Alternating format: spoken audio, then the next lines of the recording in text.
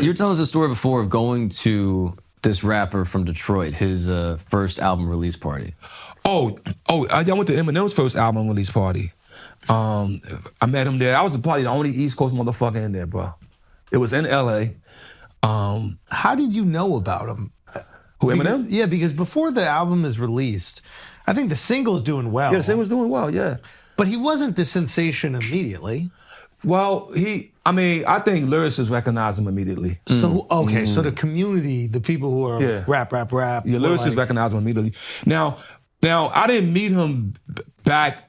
So I had other guys that worked underneath me. When my up-and-coming crew was staying at the Oakwood Apartments. So there's a place in California called the Oakwood Apartments. In those days, all corporate all artists would get an apartment. It's a corporate housing. Someone else has been told me about this. Yeah. And it was also, I think, like if you were doing pilot season. Yeah. Like your mom and you would come if you're like a child actor and you get an apartment there. You get an apartment, the Oakwood Apartments. Yeah. A lot of actors or up-and-coming artists. Yeah. Eminem was there. At the Oakwood, and he met some of the younger Killer Bees, like a guy named Holocaust and all these dudes. Interesting name. Yeah, that's his fucking name, bro. But some guys are killer, you know what I mean? What's bigger than a killer? How'd it go in the entertainment biz for him? One single. Actually, rest in peace. He passed away. You know who could quote Holocaust lyric from beginning to end? The Jews? Seth Rogen, bro. Get out of here. No way. Seth Rogen knew that shit. When I met Seth Rogen, he knew that whole fucking verse. The verse is amazing. It's not a... Is it in German? Okay, come on, bro. Come on. Like I think I never actually had to say his name like that. I guess You just call him Cost. You just call him Cost. Yeah. Or Holla. He was good and shit. He had some shit. It was a West Coast Killer Bees and shit. But anyway, they met Eminem back in those days and shit, and they told me about him and shit, like, you know what I mean? Because they would get into ciphers. You know what I mean? So they knew, and there was like some news percolating. Yeah, but when I went to the album release, I just went like, and those I think in that phase of my life, trying to move, I moved to Cali, I'm type of motherfucker that will show up. You know what I mean? If somebody like, oh, they got a hip hop so and so tonight, so and so, you want to pop in? Yeah, why not? And it's a party. Okay. Yo, and I be the only motherfucker. Yo, bro, I be the only motherfucker from the East Coast in the whole fucking party. You know what I mean? And felt. But there was love for Wu-Tang. Yeah, it was love. I I felt super comfortable and there's love. I mean, come on, Dr. Dre, that's like the godfather of it all. You know what I mean?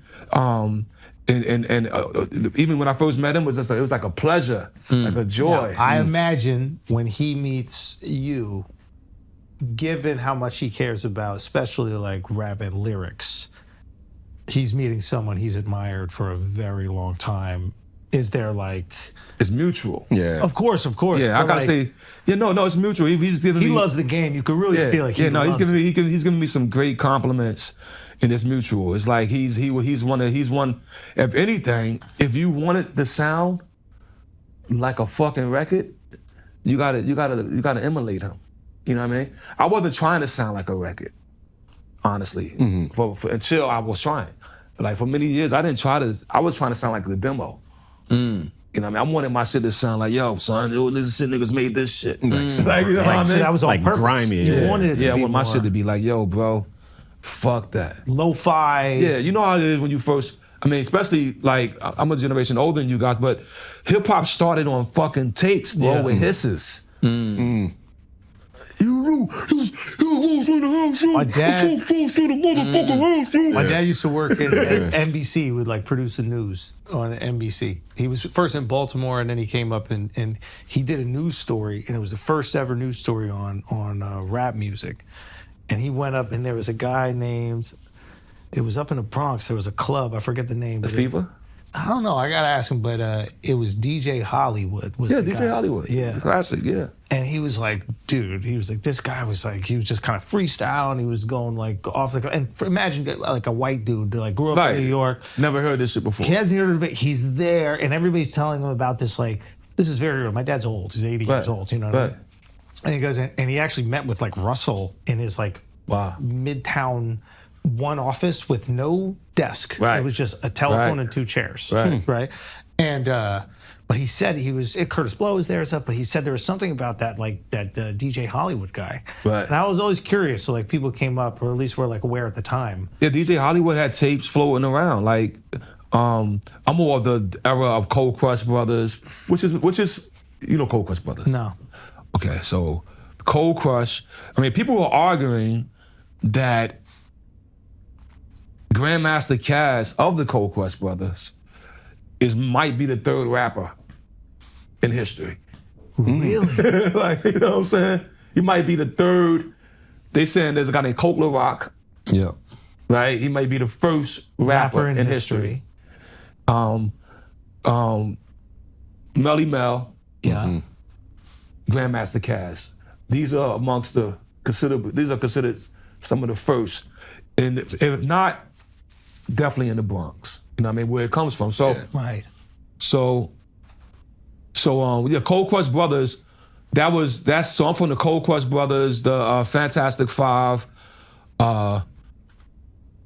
Fearless Four, Crash Crew. So this is percolating at the time. That's tapes, bro. And this is like, I'm trying to figure out like what it connects to. Like I remember when I was a kid, do you remember like the Jackass, that show Jackass on MTV? Yeah. Before Jackass, there was this thing that Bam Margera and his brother and their friends did.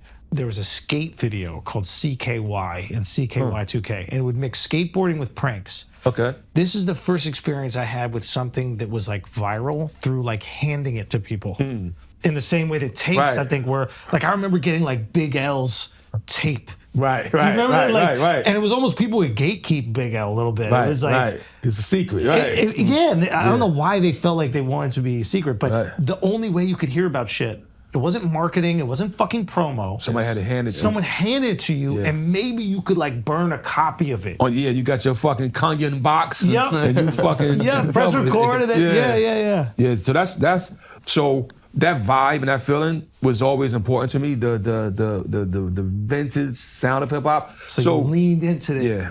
When RZA did his first album, Words from a Genius, it was in the studio. Like he had the demo first. I had the demo on cassette. Then when he put the album done, So what, you made it more like the demo? What I'm saying is that I have the demo of his album, which I love. I love. The album's too refined. Then I get the album, I'm like, yo, it sound like, what happened? Like something is like, it don't sound like you. The grittiness, the soul. Yeah. Whatever they did in that fucking mixing board. So now my goal was to make sure that doesn't lose.